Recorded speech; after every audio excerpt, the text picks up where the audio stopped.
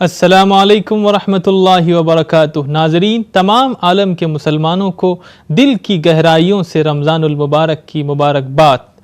ناظرین، آپ کا خیر مقدم ہے پروگرام انوار قرآن میں۔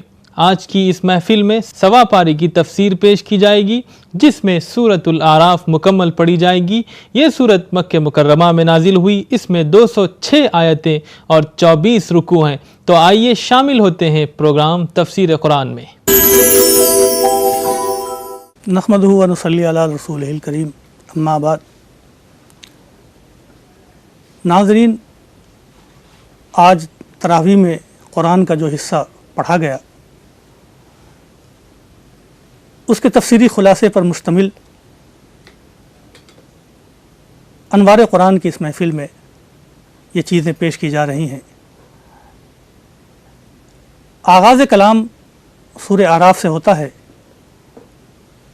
اعراف جنت و جہنم کے درمیان ایک مقام کا نام ہے، جس کا تذکرہ خود اس سورہ میں آیا ہے۔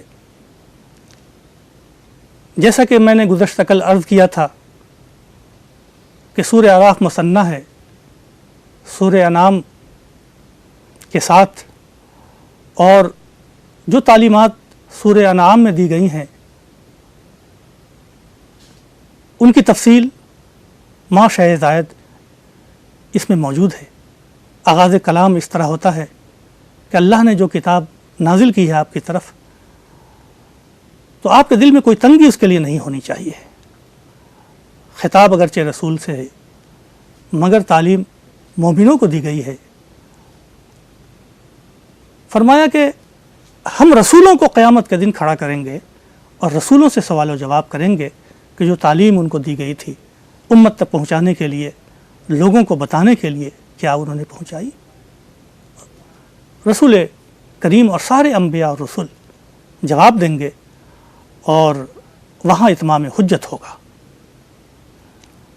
ایک تمہیدی گفتگو کے بعد، نظری گفتگو کے بعد، اللہ تبارک و تعالیٰ نے روز ازل کی طرف انسانوں کا ذہن موڑا ہے، اور ایک طویل قصہ جو حضرت آدم کا، حضرت حوا کا اور ابلیس کا ہے، وہ بیان کیا ہے۔ فرمایا کہ جب ہم نے آدم اور حوا کو پیدا کیا، تو ہم نے ابلیس سے کہا کہ آدم کو سجدہ کرو۔ اس نے کہا نہیں، میں آدم کو سجدہ نہیں کروں گا، کیونکہ آدم کو تم نے مٹی سے پیدا کیا ہے اور مٹی پست ہوتی ہے، مجھے تم نے آگ سے پیدا کیا ہے اور آگ بلند ہوتی ہے۔ ہونا یہ چاہیے تھا کہ تو پستی سے کہتا، آدم سے کہتا کہ بلندی کو سجدہ کر۔ ہو یہ رہا ہے کہ تو ابلیس کو کہہ رہا ہے کہ آدم کو سجدہ کر۔ میں بہتر ہوں اس سے، میں سجدہ نہیں کروں گا۔ اللہ نے کہا کہ اچھا، تو یہاں سے نکل جاؤ، ذلیل ہو کر کے رہو۔ اس نے کہا مجھے قیامت تک کی مہلت دو۔ اللہ نے کہا کہ نہیں، تم کو مہلت دی جاتی ہے۔ ابلیس نے کہا کہ جیسا تو نے مجھے گمراہ کیا ہے، میں ہر راستے پر بیٹھوں گا، آگے بھی، دائیں بھی، پیچھے بھی، آگے بھی تمہارے بندوں کے، اور ان کو گمراہ کروں گا، اور بیشتر کو تم شکر گزار نہیں پاؤ گے۔ اللہ کہتا ہے کہ جاؤ تم اور جو تمہارا اتباع کرے، قیامت کے دن سب کو ہم جہنم میں لا کر کے بھر دیں گے۔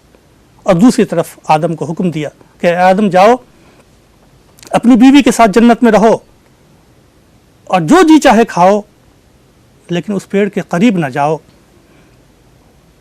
ورنہ تم ظالموں میں سے ہو جاؤ گے۔ ابلیس کو موقع مل گیا، وہ آدم و حوا کے پاس آیا اور کہنے لگا، قسمیں کھا کھا کر کے کہنے لگا کہ میں تمہارا خیر خواہ ہوں، اور یہ جو تم کو شجر ممنوعہ سے روکا گیا ہے، وہ اس لیے کہ کہیں تم فرشتہ نہ بن جاؤ اور ہمیشہ یہیں رہنے کا دعویٰ نہ کرنے لگو۔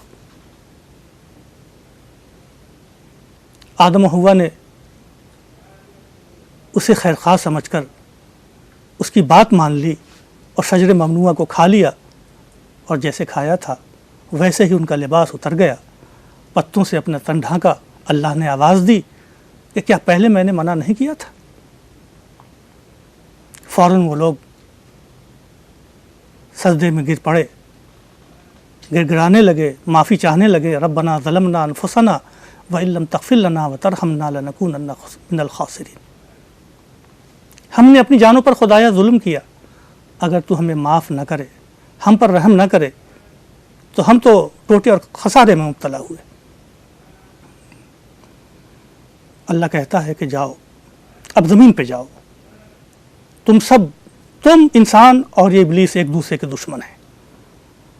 ज़मीन पे रहो, एक मुद्दत तक वहीं ज़िंदा रहोगे, वहीं मरोगे और वहीं से फिर निकाले जाओगे।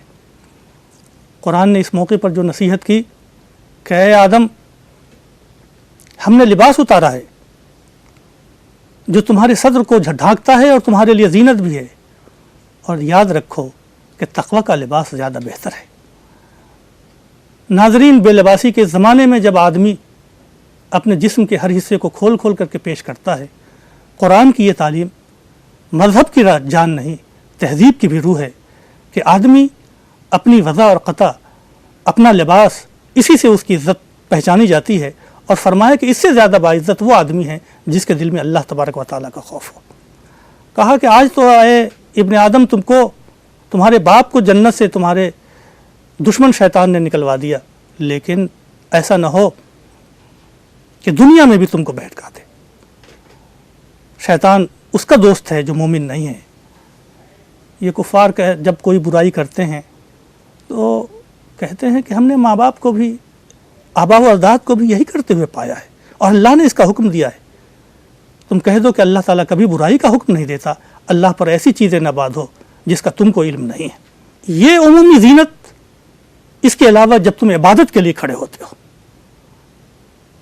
तो फरमाया कि उस वक्त ख़ास तौर से ज़ीनत इख्तियार करो, सतर ढांको, खाओ पियो और इसराफ न करो। अल्लाह ताला फजूल खर्ची करने वाले को पसंद नहीं करता। फिर फरमाया कि अल्लाह की जो ज़ीनत है उसको किसने हराम किया, पाकीज़ा रिज़्क़ जो अल्लाह ने दिया है उसको किसने हराम किया। ये तो सारी चीज़ें अल्लाह ने अपने बंदों के लिए नाजिल की थी। अल्लाह ने ये चीज़ें हराम नहीं की।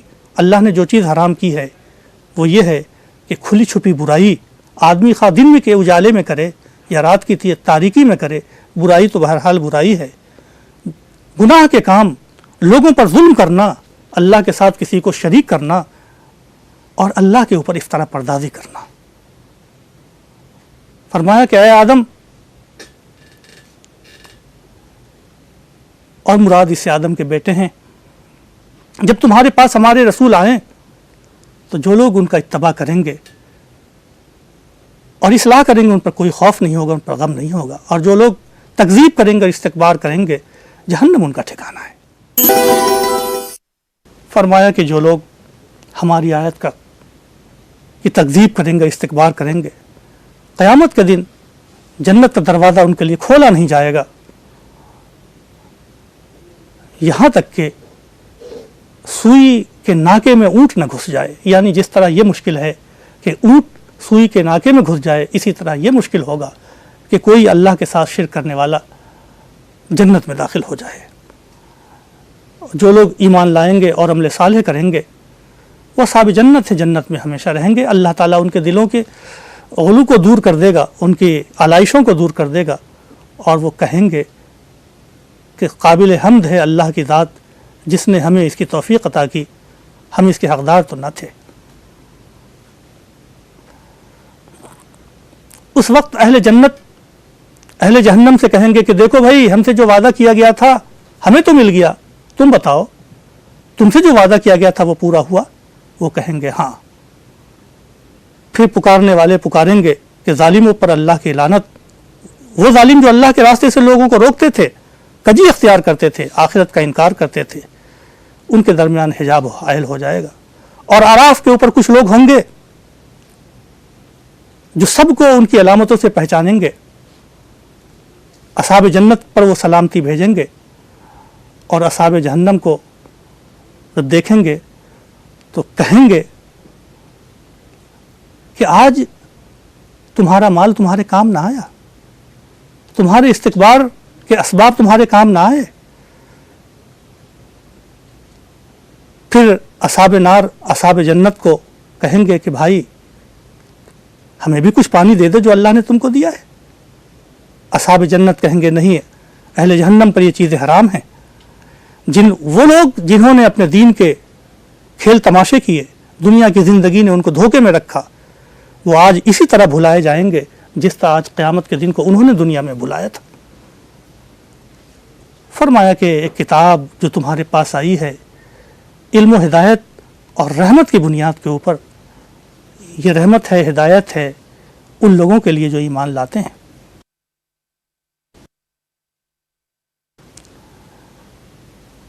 پھر فرمایا کہ تمہارا رب وہ ہے کہ جس نے آسمان و زمین کو 6 دنوں میں پیدا کیا اور پھر خدا عرش پر متمکن ہو گیا. یہاں ایک عقیدے کی طرف اشارہ کرنا مناسب ہے کہ اہل کتاب کا عقیدہ یہ ہے کہ اللہ نے 6 دنوں میں تو آسمان و زمینوں کو بنایا، لیکن 7ویں دن اس نے آرام کیا. قرآن کریم عرش پر متمکن ہونے کی بات کہتا ہے، آرام کرنے کی بات نہیں کہتا، اس لیے کہ قرآن کہتا ہے کل یوم هو فی شان. خدا ہر آن عمل میں رہتا ہے، وہ کبھی غافل نہیں ہوتا، اس کے ہاں آرام کا کوئی خانہ نہیں ہے. فرمایا کہ اپنے رب کو پکارو گڑ گڑاتے ہوئے، تضرع اور خفیہ کے ساتھ، خاموشی کے ساتھ. اللہ تعالیٰ حد سے گزرنے والوں کو پسند نہیں کرتا، اور زمین میں اصلاح کرنے کے بعد اس میں فساد نہ بچاؤ، اور خوف اور امید کے ساتھ اسی کو پکارو. اللہ کی رحمت محسنوں سے قریب ہے. بادلوں کو وہی خوشخبری دینے والا بنا کر بھیجتا ہے جس سے وہ مردہ زمین کو زندہ کرتا ہے، اس سے وہ پھل پھول اگاتا ہے. یاد رکھو کہ جس طرح بارش سے اس نے مردہ زمین کو زندہ کر دیا، اسی طرح وہ مرنے کے بعد تم کو بھی زندہ کر دے گا. جس طرح زمین سے اس نے غلے اگا دیے، اسی طرح مردہ لوگوں کو زمین سے اٹھائے گا اور قیامت میں حساب و کتاب کے لیے پہنچائے گا. کہا پاکیزہ زمینیں نبات اگاتی ہیں، پھل پھول اگاتی ہیں، اور خراب زمینیں جھاڑ جھنکار اگاتی ہیں. اللہ یہ آیتیں اس لیے بیان کرتا ہے تاکہ تم شکر ادا کر سکو.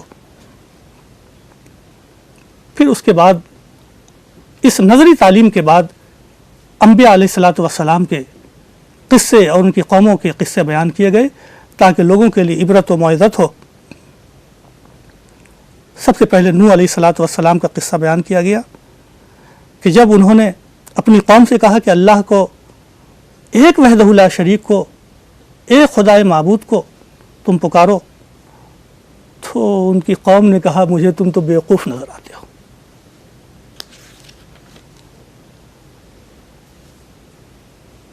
اللہ کے رسول حضرت نوح علیہ الصلاۃ والسلام نے کہا ہے لوگو، میں گمراہ نہیں ہوں، میں رسول و امین ہوں، میں اپنی رسالت کو پہنچانے کے لیے آیا ہوں، تمہارا خیر خواہ ہوں.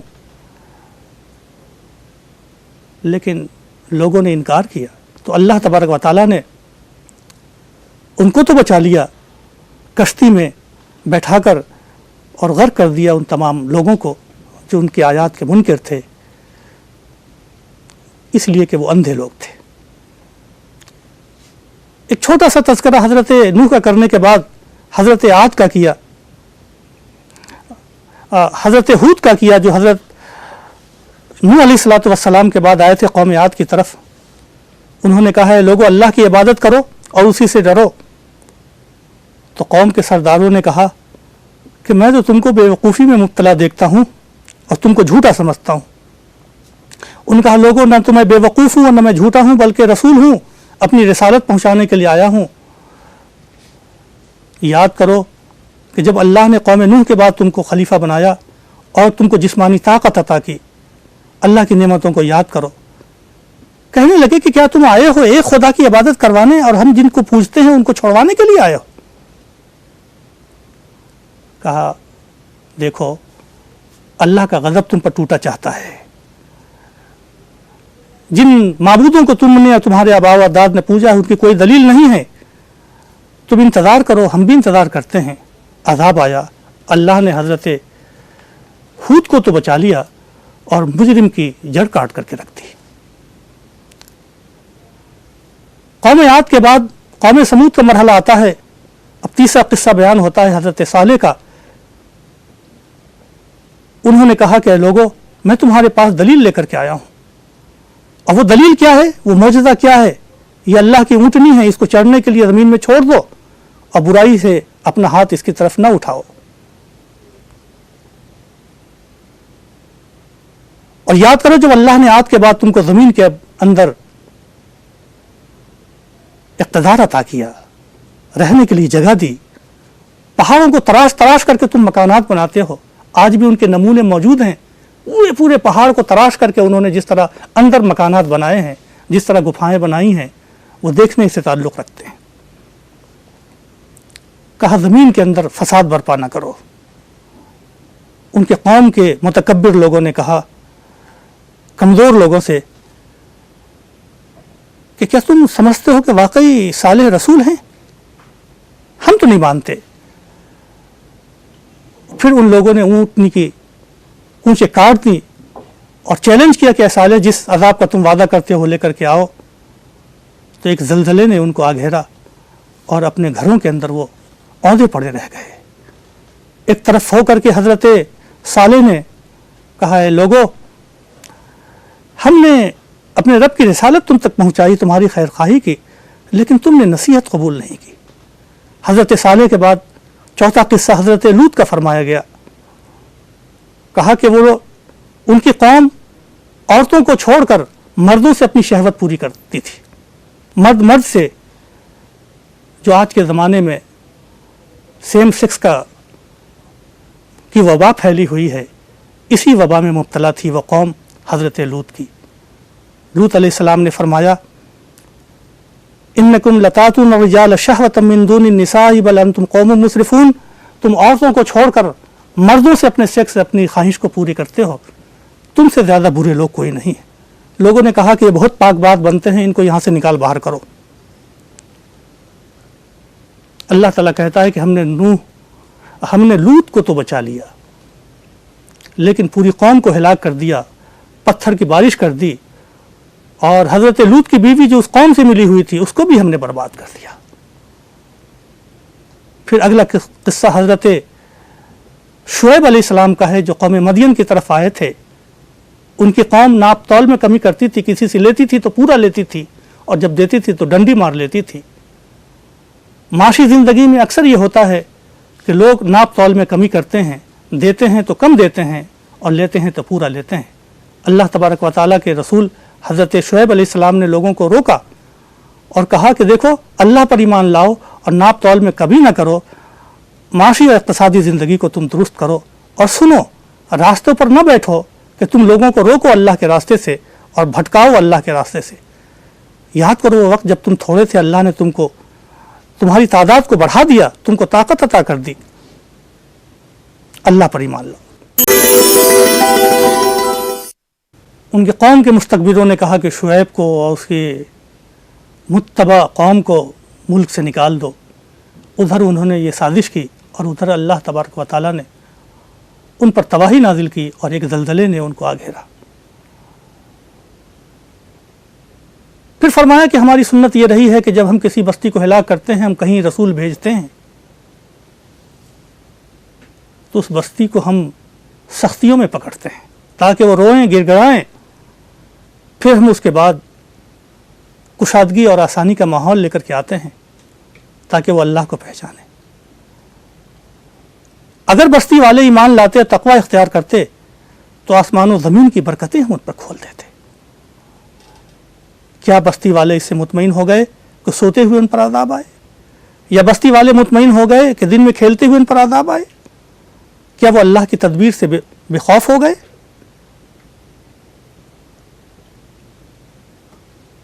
फरमाया कि ये जो किस्से हम सुनाते हैं बस्ती वालों के, उनकी कौमों के, ये वाज़े दलाइल के साथ आपके पास आए हैं। ये सुन करके भी ये ईमान लाने वाले नहीं हैं, इसलिए कि अल्लाह ने इनके दिलों पर मोहर लगा दी। फिर उसके बाद हज़रत मूसा अलैहिस्सलातु वस्सलाम का किस्सा और उनकी कौम का किस्सा क़दर तफसील के साथ बयान हुआ है कि जब वो फ़िरौन के पास आए, कहा कि एक दलील लेकर के मैं आया हूँ कि अल्लाह की तरफ से मैं रसूल हूँ, तुम अल्लाह की इताअत का इकरार करो और बनी इसराइल को मेरे साथ भेज दो। फिर उन्होंने कहा कि अगर तुम कोई निशानी लेकर के आए हो तो दिखाओ। हज़रत मूसा अलैहिस्सलाम ने अपना हाथ दिखाया तो रोशनी का मंजरनामा बन गया, और जब लाठी पटकी तो वो अज़दहा बन गया। फ़िरौन ने कहा अपनी कौम के लोगों से कि ये तो जादूगर है, इसका मुकाबला करने के लिए शहर के सारे जादूगरों को बुलाओ। सारे जादूगर आए اور نے کہا ہے بادشاہ اگر ہم غالب آ گئے تو کیا تم کچھ اجر دو گے؟ کہا ہاں اجر بھی دیں گے اور تم مقربین بھی ہوگے۔ موسیٰ علیہ السلام نے کہا کہ پٹکو کیا ہے تمہارے پاس؟ جادوگروں نے اپنی رسیاں پھینکی تو آنکھوں کے اندر ایسا لگا کہ جیسے سانپ چاروں طرف ٹہل رہے ہوں۔ اللہ نے اپنے رسول سے کہا کہ آپ ڈرے نہیں، اپنی لاٹھی پھینکیں۔ موسیٰ علیہ السلام نے جب لاٹھی پھینکی تو وہ اژدہا بن کر کے سارے سانپوں کو یعنی ان کی رسیوں کو نگل گیا۔ جادوگروں نے دیکھا کہ دنیا کے ماہر ترین جادوگر ہم ہیں اور ہمارے جادو کو بھی انہوں نے فیل کر دیا، تو یقیناً یہ جادوگر نہیں اللہ کا رسول ہے، اور انہوں نے ایمان لانے کا اعلان کر دیا۔ فرعون نے جب یہ دیکھا تو کہا کہ اچھا تمہاری ملی بھگت تھی، میری اجازت کے بغیر تم ایمان لے آئے، ہم تمہارے دائیں ہاتھ کاٹیں گے، پاؤں کاٹیں گے، پھر سولی پر چڑھا دیں گے۔ وہ لوگ جو کل تک اجرت کا مطالبہ کرنے آئے تھے کہنے لگے کوئی پرواہ نہیں ہے، قتل کر ڈالو، ہم تو ایک خدا کے اوپر ایمان لائے ہیں۔ وہ الٹے منہ وہ سجدے میں چلے گئے اور بے پرواہ ہو گئے کہ کیا سزا اس کو دی جاتی ہے ان لوگوں کو۔ اللہ تعالیٰ نے ان کے دل کو ایسا مطمئن کر دیا، اللہ تعالیٰ نے ان کو ایمانی قوت ایسی عطا کر دی کہ فرعون اور اس کے پورے لشکر کے سامنے وہ توحید کے علم بردار ہو کر کے کھڑے ہو گئے۔ تب انہوں نے کہا کہ تمہارا یہ کہنا کہ ہم ایمان کیوں لے آئے، تم کیا کر سکتے ہو؟ زیادہ سے زیادہ ہماری جان لے سکتے ہو، ہمارے ایمان کی چاندنی کو تو قید نہیں کر سکتے۔ ہم نے صبر کیا۔ فرعون نے پھر اپنی قوم سے کہا کہ کیا موسیٰ کو چھوڑ دو کہ وہ اپنی قوم میں فساد مچائے ملک کے اندر؟ ہم تو ان کے لڑکوں کو قتل کر دیں گے، ان کی لڑکیوں کو زندہ چھوڑیں گے۔ موسیٰ علیہ السلام نے اپنی قوم سے کہا ڈرو نہیں، اللہ سے مدد مانگو، وہی مدد دینے والا ہے۔ ہو سکتا ہے اور یقین ہے کہ اللہ تعالیٰ تمہارے دشمن کو ہلاک کر دے گا اور تم کو خلیفہ بنائے گا۔ اللہ تعالیٰ نے پھر فرعون کو قحط میں مبتلا کر دیا۔ اس نے کہا موسیٰ اگر تم دعا کرو کہ اگر قحط ختم ہو جائے تو ہم ایمان لائیں گے، بنی اسرائیل کو جانے دیں گے۔ اللہ نے قحط دور کر دیا، فرعون پھر سرکشی پر آمادہ ہو گیا۔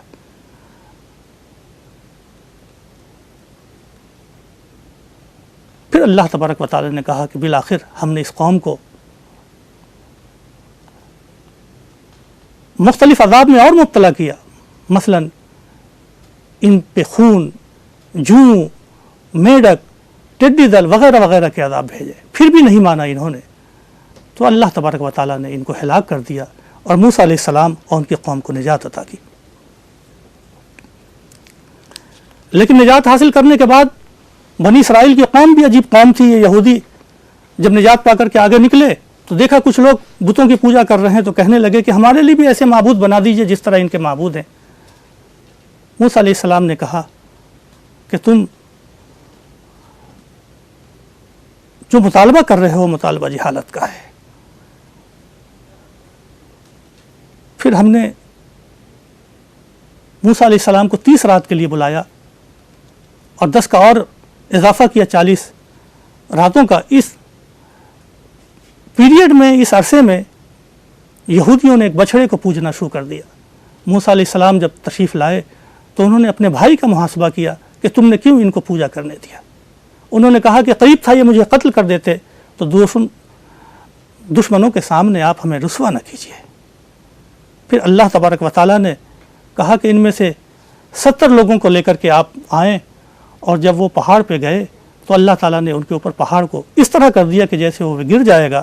پھر ان سے مطالبہ کیا کہ آپ کتاب کو مانیں، اور اگر نہیں مانیں گے تو آپ کا حشر وہی ہوگا کہ جس کا وعدہ موسیٰ علیہ السلام نے کیا ہے۔ حضرت موسیٰ علیہ السلام کے اس تفصیلی قصے کے بعد اللہ تبارک و تعالیٰ نے بنی اسرائیل کا قصہ بیان کیا ہے، اور خاص طور سے یہاں حضرت محمد صلی اللہ علیہ وسلم کی رسالت کی جو بشارتیں توریت اور انجیل میں موجود ہیں ان کی طرف اشارہ کیا ہے، اور یہ بتایا ہے حضرت محمد صلی اللہ علیہ وسلم کی رسالت کہ جو بشارتیں تورات و انجیل میں موجود ہیں ان کا تذکرہ کرنے کے بعد پھر سلسلہ کلام جڑ گیا بنی اسرائیل کی طرف۔ سبت کے دن انہوں نے جس طرح مچھلیوں کا شکار کیا، جو وعدے انہوں نے اللہ سے کیے تھے ان کو جس طرح سے انہوں نے توڑا، جس طرح وہ خواہشات کے پیچھے پڑے، جس طرح انہوں نے کتاب اللہ کی بیع و شراء کی، جس طرح موسیٰ علیہ السلام کو تکلیف پہنچائی، ان سب کا تذکرہ کرنے کے بعد ایک خاص شخص کا تذکرہ بھی یہاں آیا کہ ان میں ایک شخص تھا جس کا نام بلم بن باور تھا۔ وہ ایک عورت کی محبت میں گرفتار ہو کر بڑا عالم و زاہد تھا، اس کے باوجود بھی وہ فسق و فجور میں مبتلا ہوا، موسیٰ علیہ السلام کے مقابلے پر آیا۔ اللہ نے اس کی مثال کتے سے دی ہے کہ وہ زمین سے چپک گیا، اور وہ کتا ایسا کہ اگر ڈنڈا اٹھاؤ تب بھی ہانپے، نہ اٹھاؤ تب بھی ہانپے۔ کہا یہی مثال ہے ان لوگوں کی جو اللہ کے دین کے مقابلے کے اندر آتے ہیں۔ یہ سورہ ختم کرتے ہوئے اللہ تبارک و تعالیٰ نے ایک خاص ہدایت فرمائی کہ جب قرآن پڑھا جائے تو تم کان لگا کر کے سنو اور خاموشی اختیار کرو تاکہ تم پر رحم کیا جائے، اور اللہ کے دربار میں عاجزی سے آؤ، گر گراتے ہوئے آؤ اور استکبار نہ کرو۔ حضرین، آپ نے ملاحظہ فرمایا پروگرام تفسیر قرآن۔ اللہ مجھ کو اور تمام انسانوں کو قرآن سے روشنی لینے اور اس کو سمجھ کر اس پر عمل کرنے کی توفیق عطا فرمائے۔ ناظرین، دیکھنا نہ بھولیں آج شب حرم شریف مکۃ المکرمہ سے نماز عشاء، نماز تراویح کا لائیو ٹیلی کاسٹ۔ دیجیے مجھے اجازت، خدا حافظ، السلام علیکم۔